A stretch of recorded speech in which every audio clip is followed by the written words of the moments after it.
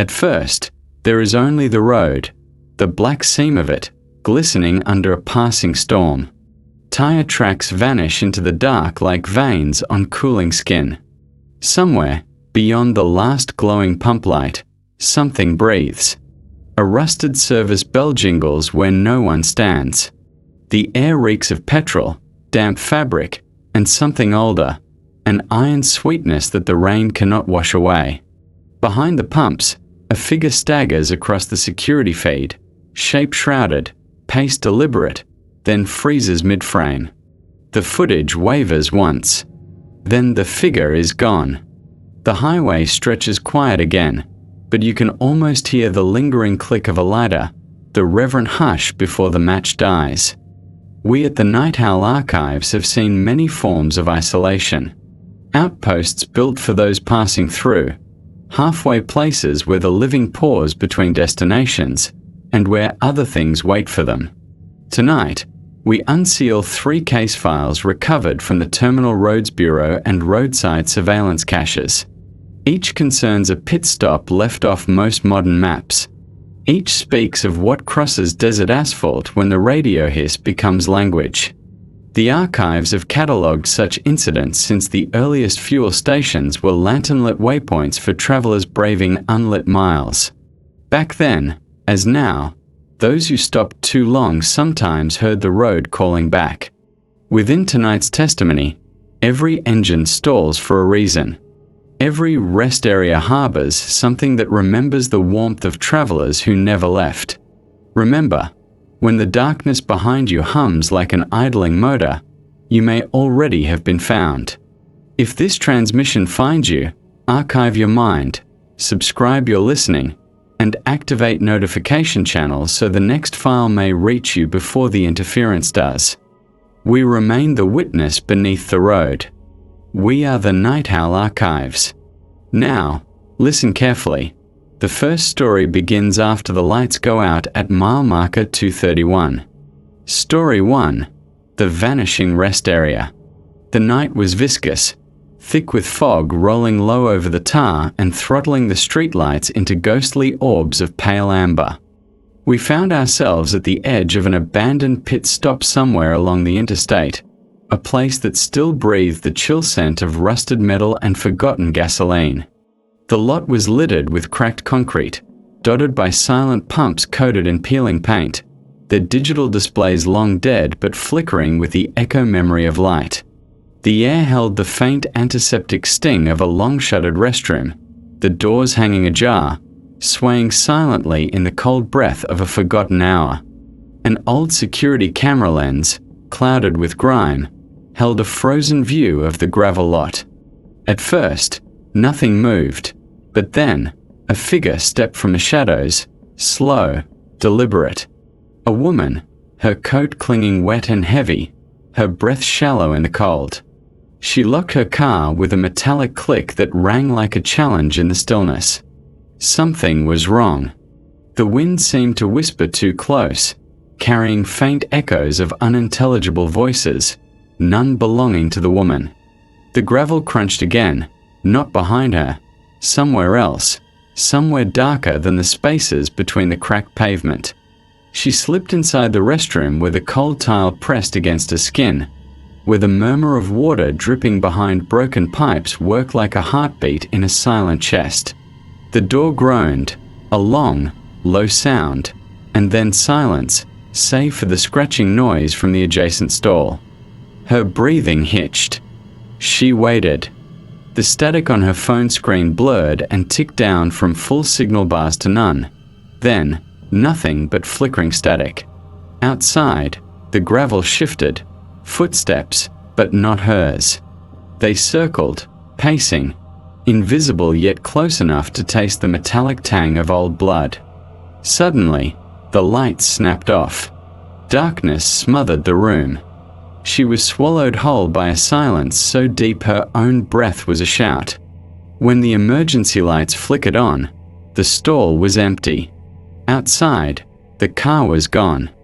The lot was deserted, ghostly and cold, and on the cracked asphalt, the faintest outline of tire tracks merged with deeper, darker footprints that led nowhere. The file was sealed in the archives as Terminal Echo 4, buried beneath layers marked "No Witnesses, No Survivors." Yet every midnight, behind the hollowed walls of that lost pit stop, a lone voice whispers on the wind, a warning, or perhaps a plea. Story 2.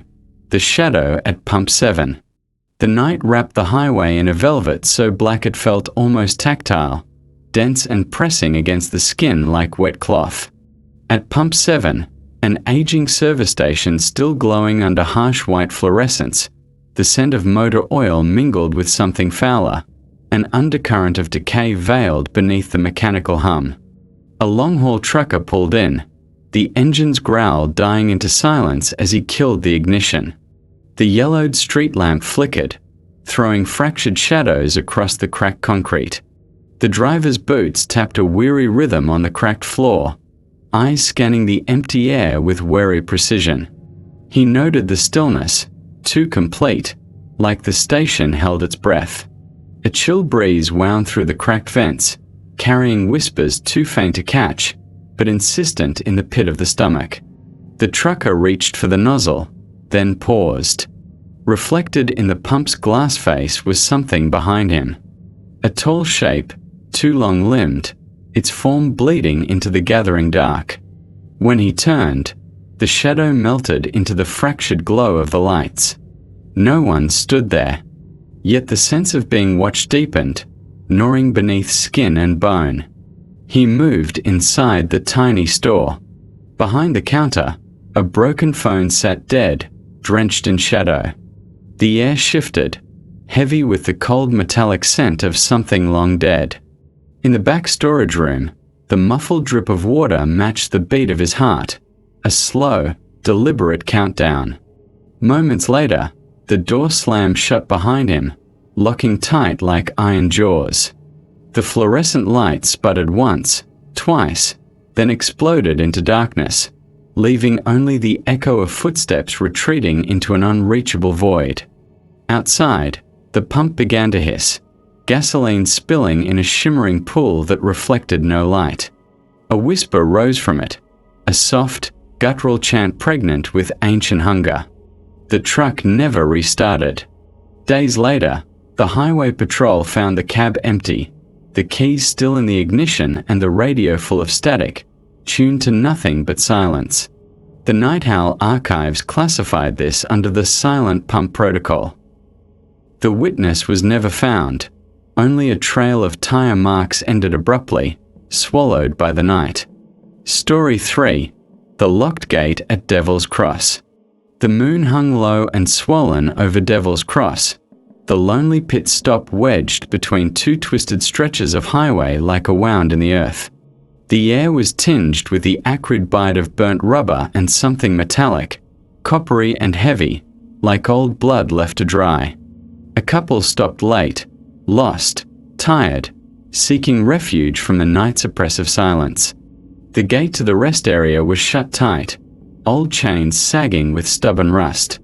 Their car doors echoed sharply in the empty yard as they made their way to the dimly lit station house, its windows smeared with dust and grime.